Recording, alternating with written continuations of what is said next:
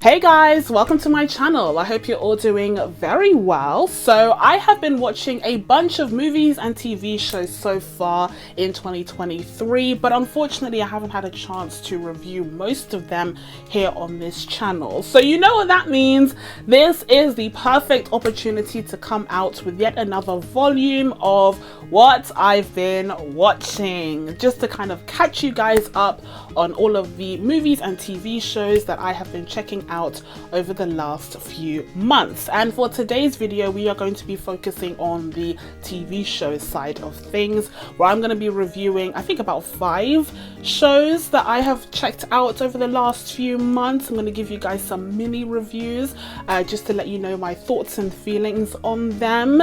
But yeah, I really enjoy making these videos because it gives me a chance to catch up on, you know, more than one TV show or movie when I'm feeling a little bit behind. So like I said, we're going to be diving into about 5 TV shows for today's video. So if that sounds good to you, then keep watching. But as per usual, if you haven't already, please be sure to subscribe to my channel and make sure you turn on your notifications so that you can be told when I upload next. I will be doing a follow-up video focusing on the films that I have watched so far in 2023, so you can look out for that. But now, without further ado guys, let's dive into what I've been watching. So we're going to start off with the big one. This is the TV show that I absolutely wanted to do a separate review for, but I didn't have time for one reason or another. But that is, of course, The Last of Us. The Last of Us was a huge show that came out earlier this year that had such a major impact. I mean, wow. Now, just talking about like my experience with this series, I am not a gamer by any stretch of the imagination. I don't think any of you will be surprised by this information. I don't think a single one of you will be surprised to hear this. But yeah, like, I'm not a gamer. I was aware of The Last of Us existing. Like, I knew that the game existed, but I was a little bit hesitant going into the series because I was like, am I not going to understand anything?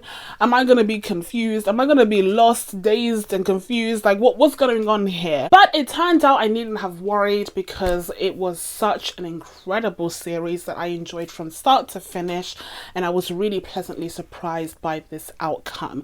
I was hooked from the very first episode, really. Like, it's just so well produced, it's so well cast. I mean, Pedro Pascal is amazing, and this is yet another entry into what I have labeled as the Pedro Pascal single father cinematic universe. You have The Mandalorian, of course, but then we also have The Last of Us. And Pedro Pascal had such a moment, you know, whilst The Last of Us was coming out. Everyone was obsessed with him, and rightfully so, because he's so good on this show. But you know who's also excellent on the series?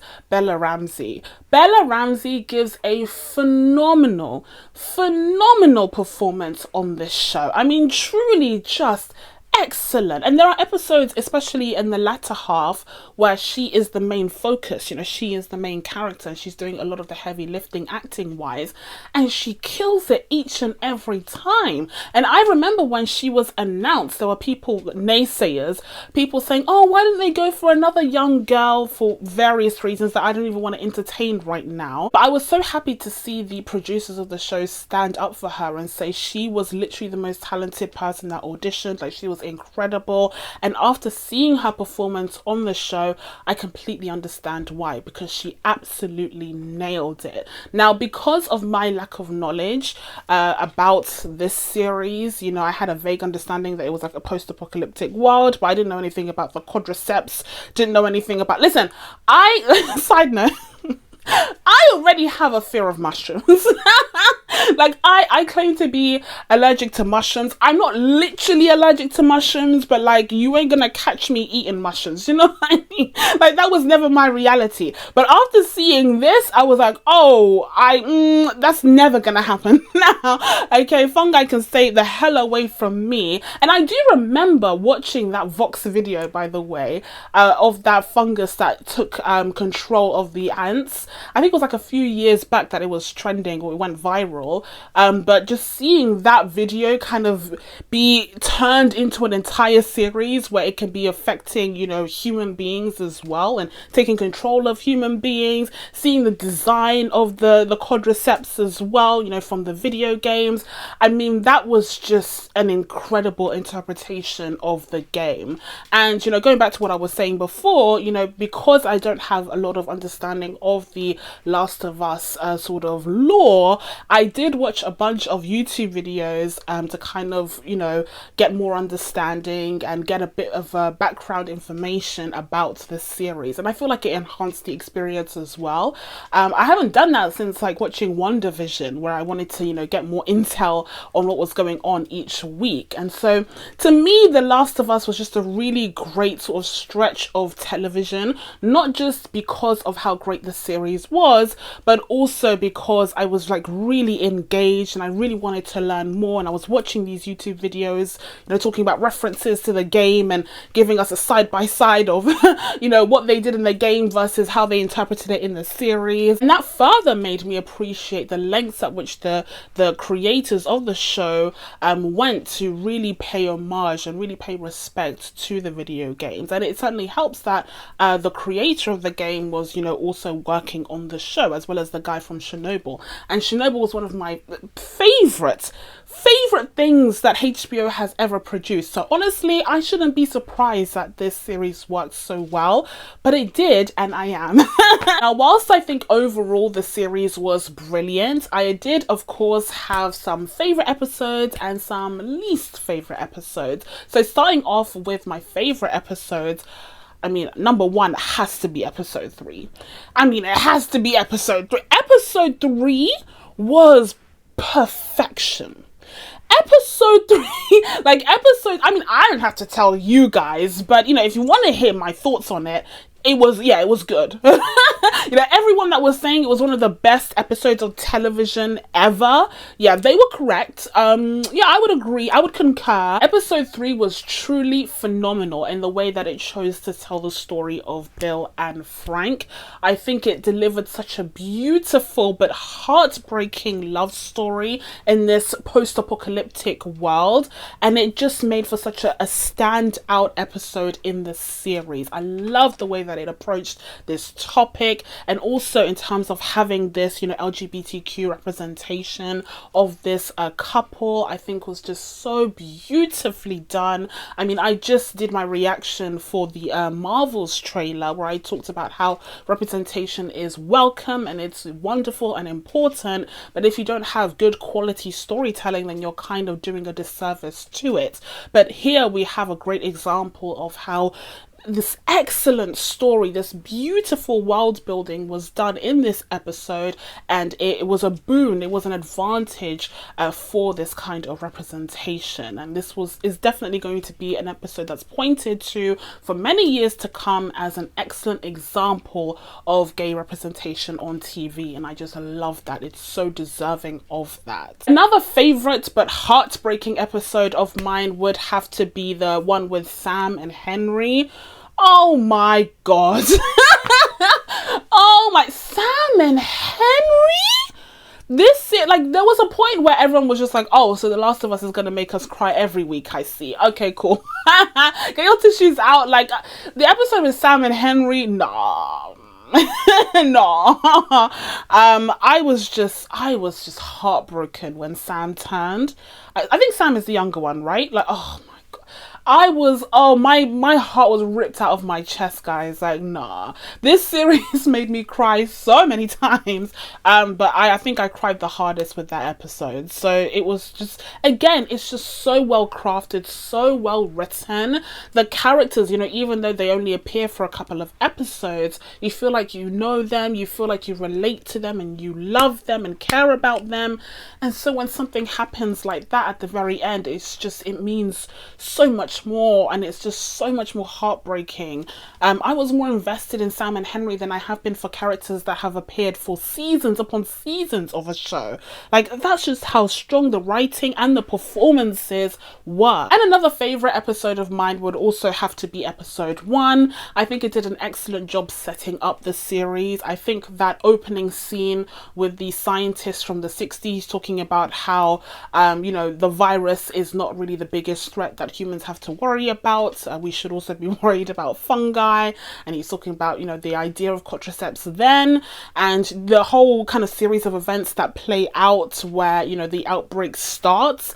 I think it was just really, really well done, you know, to see the escalation throughout the day, and how the day starts off pretty innocuous, and then by the end of the night it's just chaos and disruption and the apocalypse.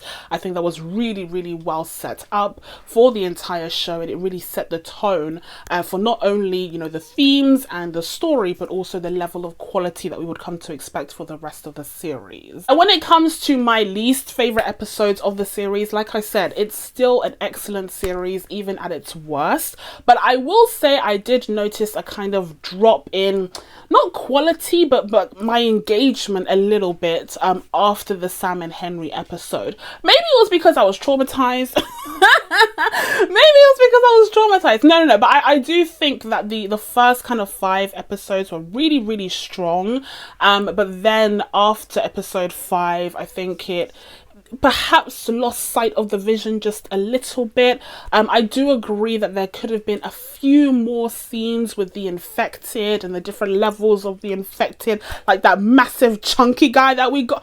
Oh my god, the stuff of nightmares, guys. The massive chunky guy that we got on the Sam and Henry episode. Oh my god. Like, if we saw some more of that, maybe, but I feel like towards the end, it sort of became, you know, it was always like a mixture of a drama as well as a sci-fi post-apocalyptic situation, but it really leaned towards drama, and I think it needed a little bit more of that oomph, especially towards the end, to kind of wrap it up nicely and give it that sort of symmetrical feel, whereas as it stands, I think it tapered off just a little bit. But listen, overall, when it comes to The Last of Us, I think Craig Mason and Neil Druckmann did a phenomenal job with this series. I think all of the actors knocked it out of the park. It was just a really great way to start, you know, 2023, watching this series each week and getting so involved and engaged in this story. And honestly, before we dive into the next show, I have to say HBO is just on another level when it comes to the quality of storytelling that they're able to do over there. I mean, of course, you know, I just mentioned how episode 3 of The Last of Us is one of the best episodes of television of all time, but we've just come off of yet another spectacular episode 3, at this time of season 4 of Succession, which, yes, I did watch.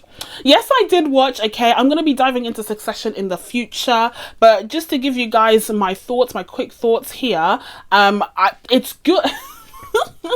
It's a good show. Succession, listen. I have actually never been the biggest fan of Succession. I said this before, but even though I really like the show, okay, it is definitely up there for me, but I'm not like obsessed with it in the way that some people are, where they're like, oh, it's the best show ever made, blah, blah, blah.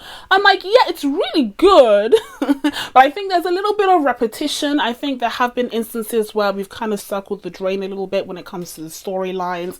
I have grown a little bit frustrated with the lack of growth for some of these characters. You know, I have my little things about Succession, but that last episode that we all just were forced to witness, oh, that elevated to a whole different level for me. Episode 3 of season 4 was just in its own league. Actually, it shared the league with episode 3 of The Last of Us. Like, it was definitely in that ballpark of just being so exceptional as a standalone episode. That story is just so brilliantly told from start to finish, and you have that section in the middle there where it's almost like a play, where actually I watched the behind the scenes and they were talking talking about how they filmed it like a play, and it's just so impactful. The actors, oh my god, the actors gave such brilliant performances. It would be tough for you to even imagine that this was shot over several days, because it just feels like you're so in the moment. It feels like you're watching it unfold from as the minutes go by, and it's just so effectively done. Such an intimate look at what happens in this day and age when someone passes away and you're nowhere near them. They're literally like in the sky, like Logan Roy. Well, huge spoiler alert, by the way. Oh my god, huge spoiler alert, but Logan Roy was not even on the same plane, okay, as these guys, and they find out this news, and just to see this kind of realistic take on death, on the passing of a loved one, was just so emotionally impactful, so accurately done, but also still true to the world of Succession. There were still questions of, what is this going to do to the business? How is this going to impact the stock market, etc. and so forth. Being able to balance those two elements, the human element and the corporate element, must have been such a difficult task, but this episode achieves it brilliantly. And overall, it's just, yeah, it's a perfect episode of television. Again, just like we saw in episode 3 of The Last of Us. So HBO has an embarrassment of riches when it comes to Emmy potentials. Okay, they'll be sending off episode 3 of The Last of Us for sure, for consideration, and they'll be sending off, I'm sure, this episode as well, because every single person involved there was knocking it out of the park, and I can't wait to see the fallout from this for the rest of the final season. Okay, so I pretty much gave you guys a little bit of a 2-for-1 with those two shows, but next up we're moving on to Netflix, where the first series that I have here is Beef. This is a series that came out last week at the time of recording, and it stars Steven Yeun and Ali Wong, and it's essentially about, you know, their characters getting into this sort of road rage accident, except the rage just kind of continues to fester and build and grow, and this anger isn't really about the road rage incident at all. It's about the lack of satisfaction and feeling of inadequacy that they have deep down in their own lives, and their paths continue to cross in this like extremely toxic and horrible way, and that toxicity again continues to fester until it impacts everyone surrounding them. And then you have this crescendo at the end there where the worst has happened, it's all blown out of proportion, and you can't even remember how this started to begin with, because the inciting incident seems so insignificant in comparison to what it's led to. So yeah, it's a fun time, but I found this series to be really riveting, and I found it to be really engaging. This is a series that's actually made by A24, and I don't know if A24 has made other TV shows in the past, especially for streaming, but you can definitely tell that it has their stamp on it. I mean, it has that kind of almost pretentious artistic quality. You know, you have the names of each of the episodes are a reference to, I don't know, poetry, famous quotes, I don't literature, I don't definitely get the sense that they really paid attention to every single element of this series, and that's, you know, something that I would expect from A24. I mean, they're an incredible studio, and this series definitely has their sort of flavor all around it. Now, first of all, when it comes to what I really enjoyed about Beef, it is that level of sophistication that A24 brought to the table for this Netflix series. This idea that you have, you know, this anger and rage inside of you, and you direct it towards someone who doesn't really have anything to do with it, quite frankly, but because you're just so unsatisfied with other aspects of your life, you feel like you don't really understand your purpose, you feel like everything that you try and do fails, you know, at every turn. I mean, basically these characters are just so deeply insecure that they're trying to figure out, you know, what their place in this world really really is. And you have Ali Wong's character, who seems accomplished, who seems to have reached, you know, all of the goals that everyone has in this capitalistic society. She lives in a nice house, she has this young child, and with her, you know, loving husband, she should be satisfied, and yet every single email that she sends drives her insane, and you know, she's on the brink. And then you have Steven Yeun's character, who, I mean, I think his story is even more compelling to me. His story, maybe it's because I don't come from Ali Wong's tax bracket, but his story to me was just so much more relatable and something that I have seen so much. But at the beginning of the series, you're introduced to him, and he's in like this kind of Walmart alternative, basically, where he's returning a bunch of these grills, I think they are. And I thought this was a scam. I thought that he was trying to get money, like maybe he had acquired the grills from, you know, nefarious means, and then you know, he would try and return them without the receipt and get the money for them, right? Like, I thought that's what we were doing here, but it turns out that he was trying to use them in order to suffocate himself, in order to unalive himself. And that scene was just, I don't know, it hit me really, really hard. Like, I was just like so shocked to see this very honest and not sensationalized portrayal of someone who has literally reached rock bottom to the point where they want to unalive themselves, and they really do feel like there's no way out. I really felt for Steven Yeun's character, and I think that, you know, having this story be focused on an Asian character in particular, where he does have that pressure of, you know, wanting to make his parents proud, wanting to kind of make up for the fact that they lost their motel because of their cousin previously, and so they were forced to go back to South Korea, but he wants to get them a land, you know, back in California so that, you know, they can stay there. And it's essentially just all of this pressure that he has in order to fulfill his parents' dreams. He doesn't even have time to think about his own dreams and aspirations. I just really felt for this character. I felt like there were so many elements to it that were so relatable, especially from the cultural standpoint. And then when it comes to Steven Yeun's character, Danny, I think his name is Danny, right? Later on, we see him in the South Korean church, and there's this scene where he first kind of goes into the church and he's just crying. And that scene, oh, I mean, we have gotten some incredible performances so far in 2023 on television. I must say, you could feel what the character was feeling. You could tell that it's been so long since he's had other people around him, since he's felt any kind of support. He's been holding all of these burdens on his own shoulders, his brother, his parents, everything, his failures, you know, every single day occurrences are just like piling on him.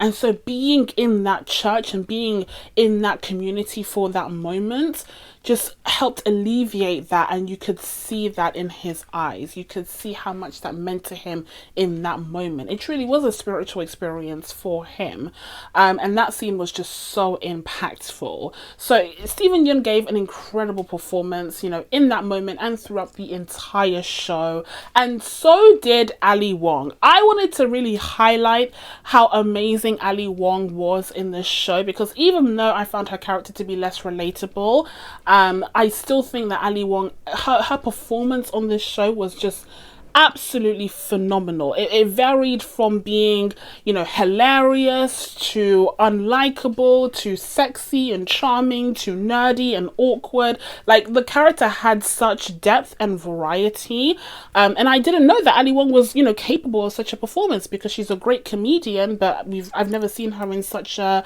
role, and she absolutely hit the nail on the head. Like, she nailed that performance, and she's, you know, one in a long line of amazing comedians who have absolutely killed it in dramatic roles. Like, she is a part of that legacy now, and I'm really, really happy for her. But overall, I would say that this series was excellent. I think it was really investing and engaging, had some phenomenal performances.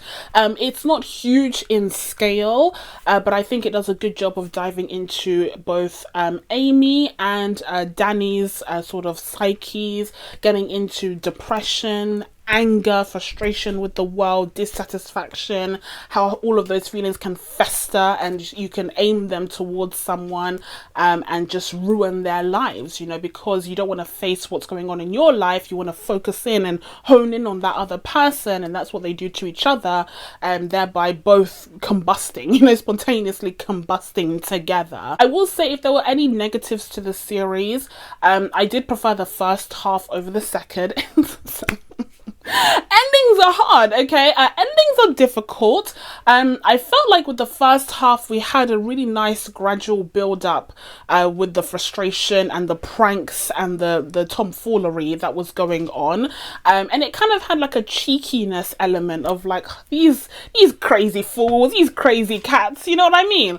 But then when we get to the end, and the rich white woman dies, and and not only does she die, but she's killed off in like the most gruesome, horrible way with her bones crunching from her own panic door. It becomes very heavy all of a sudden. I don't think I anticipated that from the beginning, and you know, that's fine, that's on me, but just from my personal preference, I felt like it just became a little bit out of control by the penultimate episode. But then what's worse is that when you do get to the finale, and I had to check because I was like, oh, is this the final episode? Because that's like where the big sort of bang happens. But when you get to the actual finale, it sort of kind of deflates a little bit because you just have like the fallout from what happened previously, where Danny and Amy are kind of roaming around is it California? Where are they? Calabasas? I don't know.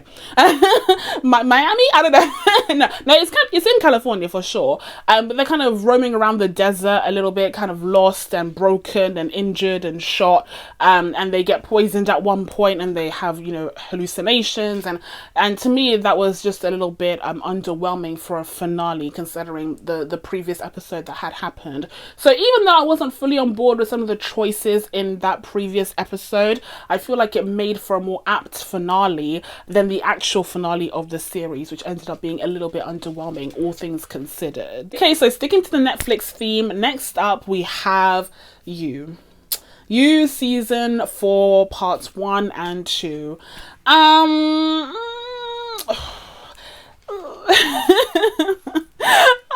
sound like those modems that used to like power up back in the day, I think. Older people have said. But you season 4, I'll just be honest, I didn't care for the season at all. I think the series lost the plot, quite frankly. Well, actually, in the first half, I thought it lost the plot. I was very concerned because all of a sudden Joe was this, like, you know, private investigator looking into these murders, the rich killer, which, by the way, eating the rich has been a major theme in the last few years, as I pointed out, you know, last year. But this has been the worst take on it that I have seen so far. I mean, far worse than Triangle of Sadness or The Menu or even Glass Onion. Like, this is just nowhere near on that level, and it's really underwhelming and honestly not helpful at this point. But let's rewind for a second here and let me, you know, do a brief summary of what's really going on here. So Joe obviously killed his wife in the last season, and apparently he abandoned his child and set off for London, which, I mean, I should love this, right? Because I'm a Londoner, but I don't. But he sets off for Europe, okay? He sets off for London because he's actually chasing after, oh god, what's her name? Marianne?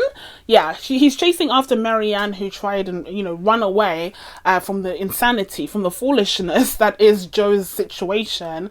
But of course he chased after her because he's obsessed, and also because he pretended to have died, you know, in the fire along with Love, and so he's starting afresh in Europe. And then for the first half of the season, we see him kind of take this position as a professor at a, you know, university in London. And also, side note, as a Londoner, I just want to, you know, add some more info, some more insight into this. That university doesn't exist. Not only does that university, obviously it doesn't exist, but that sort of layout isn't a thing. It feels like they tried to recreate like a campus uni in America and plop it in the middle of London, but because real estate is, like, you know, very scarce here in the capital, there's no way that you would have a uni uni like that in central London. What happens in central London is that a lot of the unis have like campuses all throughout the city, which is quite annoying actually. So what they have here, I believe, and correct me if I'm mistaken if any Londoners are watching, what they have here is the V&A Museum, the Victoria and Albert Museum, which they have filmed to make it look like a university campus, which, you know, fair enough, it's a beautiful building, so it makes sense. But every time I kept seeing it, I was like, that's not even a university, that's a museum. But I'm sure New Yorkers feel the same way when they see their city, you know, be manipulated and turned into whatever. Or Toronto is a big filming site as well. But yeah, that was fun. You know, it was fun to see him kind of walking the streets of London, trying to figure out where he was. And that's pretty much the most fun that I had. So going back to the story, you know, at play here, I mean, the idea of Joe being a university professor, fine. I mean, it'd be impossible, but, you know, okay, this is a work of fiction. And then you have this fellow professor who introduces him to the world of the aristocracy. And that's where it just gets so annoying, because these people, they just feel like caricatures. They don't feel real. My thing is, when it comes to commentary about, you know, eat the rich or, you know, class struggles or stuff like that, I'm really invested in these topics. But I think it does them a disservice if you don't present them in a realistic way, because the message just becomes lost and people are like, oh, well, that doesn't apply to me because I'm not like this. And that's why, to me, it's really important that you reflect what's going on in society in a feasible and somewhat realistic way, because then you're able to see this work of fiction and put two and two together with what's really going on in our real world, and then the message becomes, you know, even stronger and even more powerful. And I don't know if, you know, maybe people outside of the UK saw this and thought like, oh yeah, that seems feasible, but from what I saw, I was just like, this isn't even trying to be real, you know, like, it's not interesting, because if you actually bothered to step outside of these caricatures and actually create well-rounded, complex characters that exist in the upper classes, then we would be onto something here. But instead, we have these characters that just do not feel real at all. The way that they talk, the way that they communicate with one another, the fact that they're just so despicable that they're clearly just, you know, purely villainous, but there's no shades of grey there. I mean, it's just not interesting in the slightest. I mean, where's the commentary there? You know, scum deserves to die. Like, is that it? You know, like, there's no nuance, there's nothing interesting, there's nothing new. And I think it's by design, because this is you at the end of the day. You know, this series was never meant to tackle such things, but they lost the plot and they didn't know what to do for season 4, clearly, and so they've gone down this direction. And so now they have to come up with villains that are worse than Joe, except Joe is a scumbag. So how do you even create a villain worse than Joe? Oh, look, there's the aristocracy. And then we get to part 2, which just becomes like, what is this, Memento? What is going on? It's revealed that, you know, Joe has been doing all of the killing all along. Duh. I mean, it was already horrible when we thought it was Montrose, because I was like, really, is he the killer? Because that is so obvious to me. Like, that is way too obvious. But then they had that extra twist where it was actually Joe doing all of the killing and Montrose was just living his best life in the countryside, and Joe happened to take a liking to his books. But then Joe ends up killing Montrose, the real Montrose, and the Montrose that he was seeing was just in his head, Fight Club style, right, like Brad Pitt's character in that movie. I was just like, oh, I need to stick it out because I want to finish the season, but man, this is painful. This is painful. And then, it turns out that Joe did in fact kidnap Marianne, and he's keeping her in that bloody glass box. How did he get the glass box to London? Like, how did that? Marianne's, in the basement, stuck in this abandoned building, and she is dying, literally. And then Joe forgets about her because he's fallen in love with a new woman, Kate, who... we'll talk about her in a second. But Marianne is stuck in the box, and then one of Joe's students manages to find her, and then instead of calling the police, She tries to like take this all on her own and figure out a way to save her. And, you know, she says, to her point, she says, you know, I should call the police. And then Marianne's like, no, don't, because Joe's a killer. Like, that's all the more reason to call the police. This would be the perfect time to call the police. They would arrive far sooner than Joe could hope to. Or if you want, you could create a distraction while Joe is elsewhere and then call the police and get her out of there and then trap Joe somehow. Like, that should have been the plan.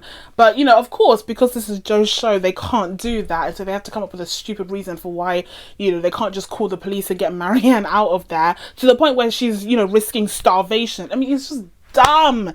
It's dumb. I'm so tired. This is a show that should have ended with season 3, honestly. I think it should have just ended with season 3 and it would have been fine. But with this season, it just completely lost the plot.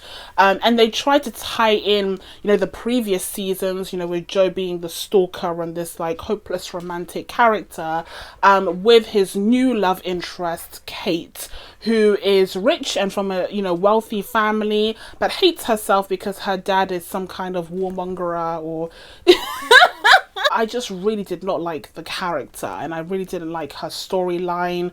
This idea that her dad is controlling her life and blah blah blah. Like, I just don't care. We have lost the plot. We have completely lost the plot. But in the end, they double down and the two end up together, and through some PR spin, Joe comes out, you know, to the world and is able to have his cake and eat it too. And it's just like, who is going to take this man down? He is a menace, okay? Just get rid of him at this point.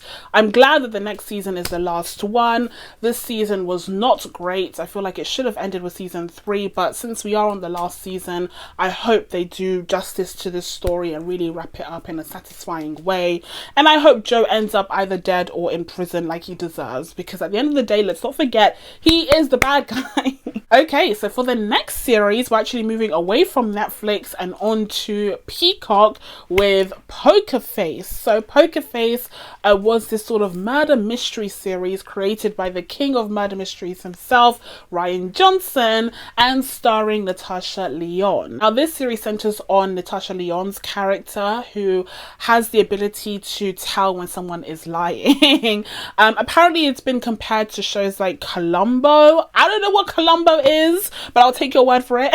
But here we have, you know, Natasha Lyonne's character who worked at a casino, and then she got mixed up with the casino's boss's son, who wanted her to use her special powers for some deal, but it ended up with him being killed. Like, he died, he falls off of a window or something. It's wild. That of course leads to the casino boss hunting Natasha Lyonne's character down across the country, where she stumbles across various other murder mysteries that she has to figure out. You know, in the meantime, she's trying to, you know, conceal her identity, conceal her tracks, so that she won't be found and killed by the bad guys. So it's a really good setup for a show, and I enjoyed it week after week as the episodes came out. I feel like it's a really good weekly show as well, specifically with the way that it's structured. But as always, when it comes to series that do take a more anthological route, there will be episodes that are, you know, much better versus, you know, other episodes, because they are all relatively confined stories. So it depends on how invested you are, you know, in these stories. I feel like there were a few episodes that were largely forgettable and have kind of faded into the background. But I think there were also, you know, episodes that were really great, like that Joseph Gordon-Levitt episode with the guy from the Umbrella Academy. That was fun. Also really liked the rock band episode where the guy that wrote a new song for the rock band ended up being killed off. I think it was Chloe Sevigny starred in that episode. She was great because the band was so sick and tired of singing that one song that they didn't even own the rights to, and they were looking for their new hit, and then this guy gives it to them, but you know, they have to kill him off because then they wouldn't own the rights to that song either. So yeah, that was also a good one. Another episode that I enjoyed was the barbecue one, where the owner of the barbecue restaurant decided to go vegan, and then his brother didn't like that. that, and so chaos ensued. So yeah, there are some really great standout episodes part of this series, and I like the idea of Natasha Lyonne's character just kind of going across the country looking for small jobs where she could be paid cash in hand to prevent any trails, and then she just stumbles across these horrible situations because, you know, chaos seems to be attracted to her because of her special ability. And also I like Natasha Lyonne. Like, I really enjoyed her performance in this series. I thought she was really charismatic and a genuinely likable character, even when she got into some silly, ridiculous circumstances. I mean, she literally carries the show as the only connective tissue in these relatively separate stories. So I think she does a really great job on that front. But like I said, when it comes to the weaknesses of the show, some episodes are stronger than others. It depends on how invested you are in that particular story. And also, I did feel like by the end of the season, the whole format of these episodes became quite repetitive, right? I mean, it's the same sort of setup each time. You know, someone dies and then people lie about it, and Natasha Lyonne stumbles across the situation because she needs a job and she tries to figure out the murder mystery. It's the same thing over and over again. So I personally don't see a lot of longevity for this format, even though this has been renewed for a second season. You know, even with this one season, I was like, okay, I get the point. So I wonder how they're going to set up the second season, but they will need to shake it up a little bit to make it as exciting and invigorating each time, because otherwise it's going to get a little bit boring and repetitive, as it sometimes did for season 1. And another thing that could help this, I think, is if they reduce the number of episodes per season. I don't think it needed the I think it was 9 or 10 episodes for season 1. That was way too many. That was way too many. I got the gist, okay, by episode 4. So I think a good strong 6-7 episodes for the season would be a good idea, in order to, you know, have your anthology sort of stories, whilst at the same time having that, you know, overarching story for the season with Natasha Lyonne's character on the run for whatever reason. That is a good setup to me, but it's not one that needs like 10 episodes. We can do it in 6 for sure, and I think each episode will be more impactful and memorable then as well. And finally, guys, another series that I have been watching for the early months of 2023 that has brought me such great joy is Apple TV Plus's Shrinking.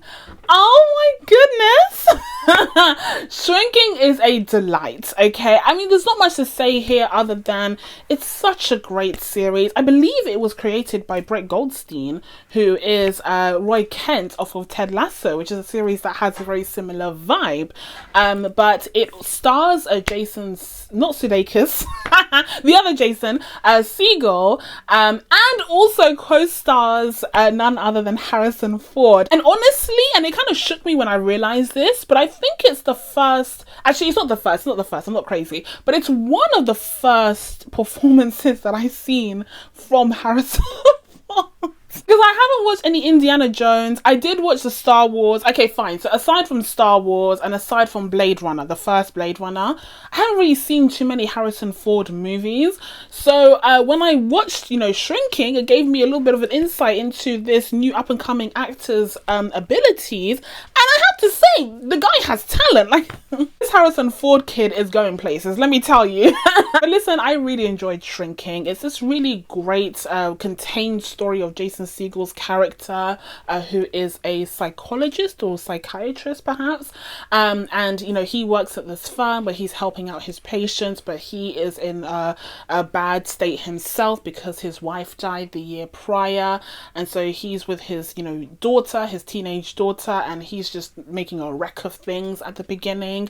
But the series is all about him kind of dealing with his wife's death and mourning her and trying to, you know, build his life back up afterwards and figure out a way to move forward.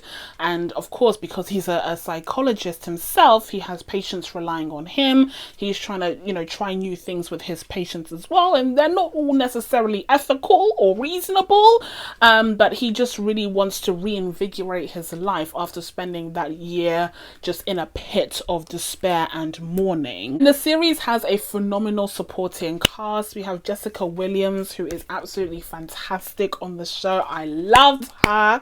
Okay, we also have Krista Miller, who plays this like stay-at-home mother whose kids have all grown up and they're off in college, and so she's kind of got this empty nest, and all she does is like tumble rocks and get into neighbors' business.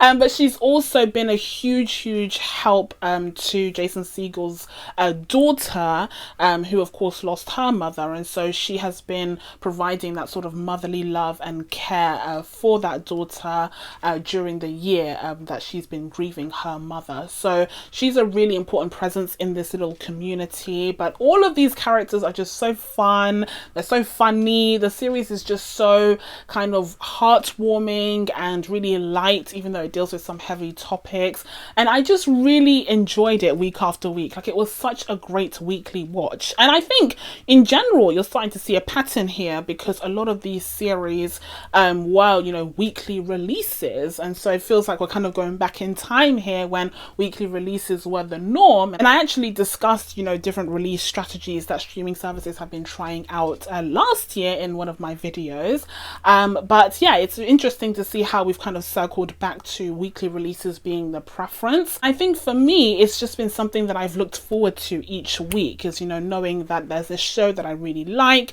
that is going to be coming out with a new episode this week is something to look forward to. It's not too overwhelming where you feel like you have to binge everything, and also I think there's this element of, you know, knowing that you're enjoying a show and going back to it, that's a bit more kind of easy breezy, relaxed, as opposed to committing to a series that you may not like and then having to panic and find something else the following week and the following week. You know what I mean? Like, the idea of just going back to a show that you've been enjoying is just really welcome.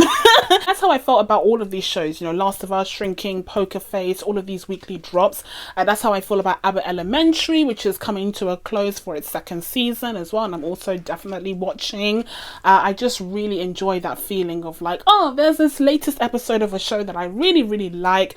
I can't wait to check out this new one. But that's it from me, guys. Now that I told you guys my thoughts on some of the TV shows that I have been checking out so far in 2023, it's time for you guys to let me know what you guys have been watching and what you guys recommend down in the comments below. Please be sure to subscribe to catch new videos coming up, including the What I've Been Watching movie edition, where I'll talk about the films that I've checked out so far this year and haven't had a chance to review on the channel. But in the meantime, guys, thank you so much for watching. I really appreciate it, and I will see you in the next one. Bye.